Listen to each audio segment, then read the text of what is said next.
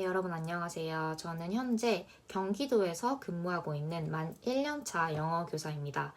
저는 서울 소재의 한 사범대학교 영어교육과를 졸업을 하였고 2019학년도 영어 임용고시 합격자입니다.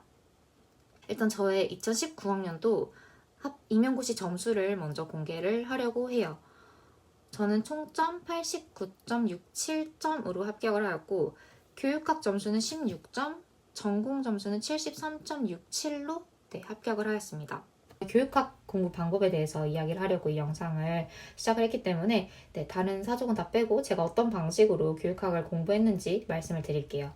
일단 먼저 저는 마인드가 저는 초수였기 때문에 핵심만 달달달 외워야겠다. 그 핵심을 100% 완벽하게 외우겠다. 핵심이 아닌 이외의 내용은 사실 쳐다볼 시간도 없을 뿐더러 핵심만 보기도 바쁘다라는 마인드로 공부를 시작을 했고, 그래서 이런 그 핵심을 공부해야겠다는 마인드가 저 책을 선정하고 또 강사 선생님을 선정을 하는 데에도 상당히 많은 영향을 미쳤던 것 같습니다. 일단 제가 먼저 공부했던 책을 보여드릴게요. 저는 전태련 선생님의 교육학을 들었습니다. 이제 저는 대학교 3학년 이후로 슬슬 임용고시를 준비를 해야겠다고 이제 워밍업을 시작을 했던 때가 대학교 3학년 여름방학 이후예요. 대학교 3학년 여름방학 때까지는 정말 놀았고 그 이후로부터는 슬슬 워밍업을 시작을 하고 저에게 맞는 교육학 강사 선생님을 찾아야겠다라는 마인드로 이리저리 오리엔테이션도 들어보면서 한번 탐색을 하기 시작을 했습니다. 그때 저는 제일 처음 접근했던 강의는 전태련 선생님 강의는 아니에요. 그때 제가 들었던 강의는 이 강의였어요. 김인식 선생님 교육학 논술 강의였는데 이 강의도 굉장히 좋아요. 강의력도 굉장히 좋으시고 뭐 인성도 굉장히 좋으시고 굉장히 재밌으신 분이라서 한 40강 정도까지 들었나? 한 반 정도 들었던 것 같아요. 근데 점점 듣다 보니까 이제 줄기가 잡히는 느낌이라기보다는 그냥 중구난방 내용만 뭔가 내 머리에 나열되는 느낌이어서 뭐 스스로 정리를 해도 되지만 한번 다른 강의를 들어보는 것도 괜찮겠다 싶어서 과감히 물론 돈도 아깝지만 이 강의를 접어두고 전태련 선생님 강의로 옮겨가게 되었습니다. 일단 저는 이건 광고는 아니에요. 그냥 저에게 전태련 선생님이 좋았던 몇 가지를 일단 먼저 말씀을 드리고자 해요. 왜냐면 저는 초수의 입장이었기 때문에 그것도 좀 감안을 해주시고, 일단 전태련 교육학이 좋았던 이유를 정리를 해보면 일단 첫 번째는 핵심 정리를 굉장히 잘 해주십니다. 한눈에 쏙쏙, 핵심 톡톡으로 저는 공부를 거의 다 했다고 해도 과언이 아니에요. 제가 이 많은 내용을 이 두 가지 책을 막 읽으면서 제가 스스로 막 서브노트를 작성해야 된다는 부담감이 전혀 없었고, 그냥 그 이미 세워져 있는 줄기에 그 살을 추가한다라는 느낌으로 공부를 하면 된다고 생각이 들었어서 사실 부담감 없이 접근할 수 있었던 게 굉장히 큰 메리트였습니다. 그리고 또 두 번째는 사실 외우는 접근법을 매우 간단하고 쉽게 이제 알려주세요. 사실 이제 1개월달 강의를 듣고 여러분이 교육학을 공부를 해보시면 알게 되는 부분이, 사실 교육학은 내용을 이해하기 어렵다기보다는 그 내용을 내가 외우고 그걸 완벽하게 내 걸로 숙지하는 그 과정이 더 어렵고 지루하다는 걸 느끼게 되시잖아요. 근데 이제 일단 뭐 외우는 접근법을 굉장히 쉽게 알려주심으로써 뭐 내용의 줄기가 내 머리에 쉽게 잡히게 해주시는 거죠. 네, 그런 부분이 굉장히 좋다고 저는 느꼈습니다. 제가 지금은 아이패드가 있지만 2019학년도 시험을 준비할 때는 아이패드가 없었어서 핵심 톡톡과 한눈에 쏙쏙을 매일매일 가지고 다니면서 막 외웠던 기억이 나요. 정말 너덜너덜해질 정도로 가지고 다녔습니다. 이제부터는 교육학을 제가 어떻게 외웠는지에 대한 이야기를 해보려고 해요. 근데 사실 모두 각자가 자신의 공부 방법이 있고 또 자신이 외우는 방법이 있어요. 그리고 제가 교육학 점수가 16점이어서 그렇게 높은 점수도 아니기 때문에 막 제 방식을 막 여러분께 저는 이렇게 외웠어요 라고 말씀드리기 상당히 조심스럽고 또 사실 좀 부끄러운 면도 있습니다. 그냥 한번 들어주시고 이런 방법 괜찮네 하면 좀 참고해 주시고 이 방법은 내 방식이 좀 더 괜찮은 것 같네 라면 과감히 또 버려주시고 그냥 참고만 좀 해주시면 감사하겠습니다. 일단 저는 기출문제를 한번 쭉 분석을 해봤어요. 문제 형식을 한번 열심히 봤던 것 같아요. 문제 형식이 어떻게 되지? 제가 한번 2018학년도 문제를 한번 읽어볼게요. 워커의 교육과정 개발 모형의 명칭, 교육과정 개발에 적용하는 이유 3가지, 또 PBL에서 학습자의 역할 2가지, PBL에 적합한 문제의 특성, 그리고 그 특성이 준 학습 효과 한 가지. 이런 식으로 2018학년도, 17학년도 계속 분석을 해보면 결국에 물어보는 게 어떤 모형의 명칭, 그리고 그 명칭을 물어보고 그 모형에 대한 장점, 단점 또는 특징, 그리고 뭐 효과 뭐 이런 것들을 물어보는구나. 그리고 또 많이 물어봐봤자 뭐 3개 정도 물어보네. 그러면 이런 명칭에 대한 건 정확하게 내가 아웃풋이 나와야겠구나. 그리고 3가지 이상으로 딱히 외울 필요는 없지만 3가지도 못 외우면 안 되겠네 라는 마인드로 교육학에 접근을 했던 것 같아요. 그래서 이런 교육학 그 기출문제를 한번 쭉 보고 나니까 이제 이 판단이 섰습니다. 첫째, 아웃풋이 중요하다. 물어보면 일단 쓸 줄 알아야 되는구나. 네, 두 번째, 이해도 물론 중요하지만 일단 닥치고 외워야 된다. 외우는 게 사실 80% 이상이구나라는 걸 그때 깨닫게 되었습니다. 그래서 이제부터는 제가 어떤 방식으로 교육학을 외웠는지에 대해서 말씀을 드리고자 해요. 교육학 외운 방식을 한 6가지 정도로 정리할 수 있을 것 같습니다. 먼저 저는 중얼중얼 말로 외우는 스타일이에요.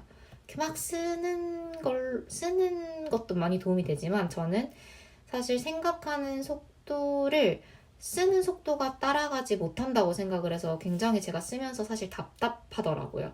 그래서 그냥 머릿속을 먼저 한번 쫙 그려보고 그 머릿속에 있는 내용을 빠르게 말로 읊어봅니다.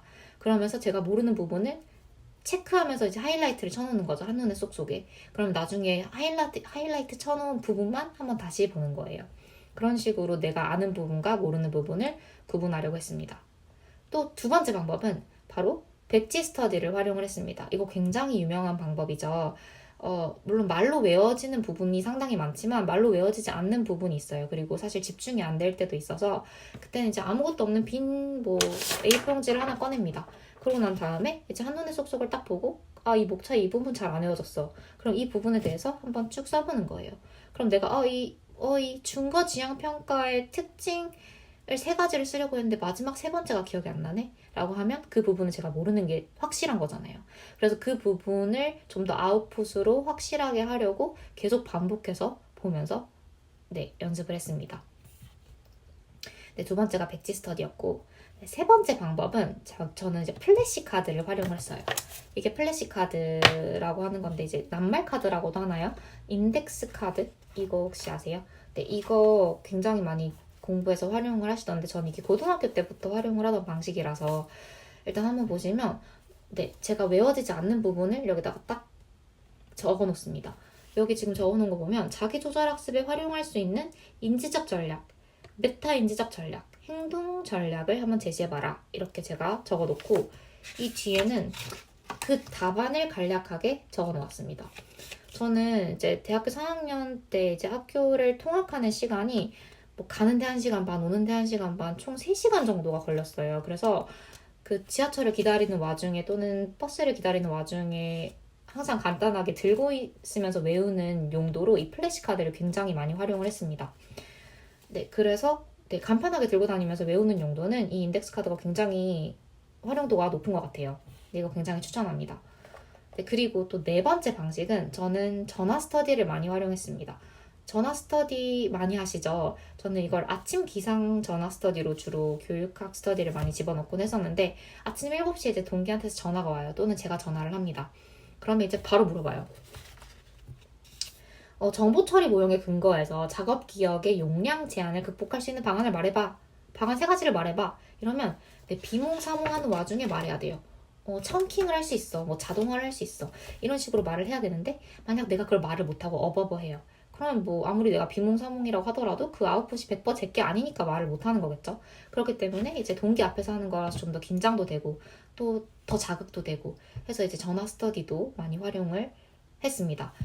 처음에 전화 스터디를 할 때는 제가 한 4, 5월 달부터 이제 전화 스터디를 꾸준히 했던 것 같은데 핵심 톡톡 한 페이지를 외우고 그 다음날 봐도 사실 제대로 못 외웠어요. 어버버하면서 나 이거 제대로 못 외웠어. 저녁에 한번 다시 할게. 이런 식으로 했었는데 점점 이제 10월달, 11월달까지 이제 차근차근 매일매일 한 스터디를 하다 보니까 점점 이제 한 페이지가 한 챕터로 늘어나고 그 한 챕터가 2챕터로 늘어나고 2챕터가 이제 11월달 정도쯤 되면 전체 범위에서 질문을 해도 어느 정도 아웃풋이 다 나오더라고요. 아, 이게 반복이 이래서 중요하다고 하는구나라는 건 저는 그때 느꼈고 굉장히 반복의 중요성을 그때 깨달았습니다. 네, 저는 제가 3, 4월 달까지만 해도 아웃풋이 이렇게 나올 줄 몰랐는데 점점 반복을 하다 보니 핵심 톡톡의 내용이 한눈에 쏙쏙의 내용이 제 머리에 있게 되는 걸 저도 느끼게 되었어요. 네, 그게 네 번째 전화 스터디였고 다섯 번째 했던 방법이 바로 기출문제 스터디입니다.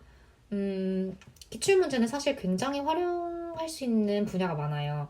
처음으로 뭐 공부를 시작할 때 내가 어떻게 공부를 해야 될지 그 가이드라인을 잡는 용도로 기출문제를 활용하면 굉장히 좋죠. 근데 또 활용할 수 있는 부분이 내가 어느 정도 교육학 내용을 숙지를 한 다음에 내 실력을 파악하는 용도로도 굉장히 활용도가 좋더라고요.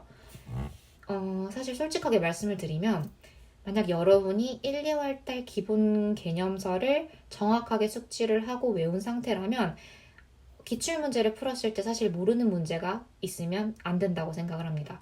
왜냐면 거의 대부분 강사 선생님들께서 그 강의를 하실 때 기출문제를 빠뜨리고 넘어가시는 분은 많잖아요. 거의 대부분 기출문제를 바탕으로 자신의 그 커리큘럼을 구성을 하시고 또 사실 뭐 당연히 기출문제를 강조하시고 그 내용을 강조해서 가르치시기 때문에 그걸 제대로 공부를 했다면 뭐 기출문제를 틀리면 안 됩니다. 그렇기 때문에 만약에 내가 기출문제에 모르는 문제가 계속 나온다 라고 하시면 다시 기본 강의로 돌아가시거나 기본 그 책으로 돌아가셔서 한번 그 내용을 한번 숙지를 다시 한번 해보고 돌아오시는 것도 굉장히 좋은 방법일 것 같아요. 네, 기출문제 풀이를 그렇게 활용을 하시면 됩니다. 또 여섯 번째는 이제 기출문제가 어느 정도 다 마무리가 되고 얘는 이제 사실 모르는 문제가 거의 없다 싶으실 정도가 된 상황에서 이제 10월, 11월 달이 될 거예요. 그럼 이제 모의고사가 막 쏟아져 나옵니다. 그때 모의고사를 많이 푸세요. 다양한 모의고사를 전 접해봤어요. 물론 강의는 1, 2월 달 전태련 선생님 강의밖에 듣지 않았지만 모의고사를 푸는 거는 다양한 선생님의 모의고사를 계속 접하고 실전처럼 풀어봤던 것 같아요. 근데 뭐 모든 걸 다 써보지는 않고 그냥 목차만 한번 10분씩 투자해서 써보는 형식으로. 근데 정말 화가 났던 부분이 한 모의고사당 많으면 모르는 문제가 한 두세 문제는 나왔던 것 같아요. 거의 한두 문제는 기본적으로 계속 몰랐고. 그래서 저는 굉장히 스트레스를 많이 받았고 또 불안했습니다. 내가 만약에 시험장에 들어가서 이런 식으로 모르는 문제가 세 문제씩이나 나오면 나는 시험을 붙으라는 거야, 떨어지라는 거야 이런 생각을 막 하면서 굉장히 불안감에 사로잡혔었던 적이 있어요. 근데 이제 그때 여러분께 말씀드리고 싶은 부분은 바로 이겁니다. 오답은 간단하게 하세요. 그리고 내가 모르는 부분을 차곡차곡 새롭게 뭐 살을 붙여 나가면서 외우는 거 굉장히 중요합니다. 근데 이 10월 이후에 나오는 모의고사 그 새로운 내용이 너무 치중을 해서 기존에 외우던 내용을 그만두고 이 내용, 새로운 내용을 외우는데 너무나 시간을 많이 투자를 하시게 되면 기존에 내가 외웠던 그 많은 그 줄기들이 혼란스러워질 수가 있어요. 그러면 굉장히 위험합니다. 하루에 하나 정도 새로운 내용을 추가하시는 정도로 모의고사를 활용하시고 실제로 임용 볼 때까지는 그 기본서 내가 외웠던 그게 뭐 한눈에 쏙쏙이든 뭐 핵심 톡톡이든 그 외우던 내용을 끝까지 잊어버리지 않고 가져가겠다. 제가 이번 영상을 이제 제작을 한 이유는 제가 처음에 영어 임용고시에 대한 정보를 얻으려고 많은 막 정보를 탐색을 하던 시점이 있었는데 그때 굉장히 정보를 찾기가 어려웠었습니다. 그리고 저는 이제 합격한 선배들의 이야기도 많이 들어보고 그 공부법을 저의 공부법과 비교해보고 또 참고도 해보고 하는 식으로 저의 공부 방향을 선정을 하고 싶었었는데 사실 그런 컨텐츠가 많지 않았던 것 같아요. 영상이 혹시나 공부의 방향을 선정하고 싶어 하시는 학부생이시거나 또는 공부를 하는 와중에 내 공부의 방법이나 스타일을 한번 체크해보고 싶으신 분들에게 이제 조금이나마 도움이 됐으면 좋겠습니다.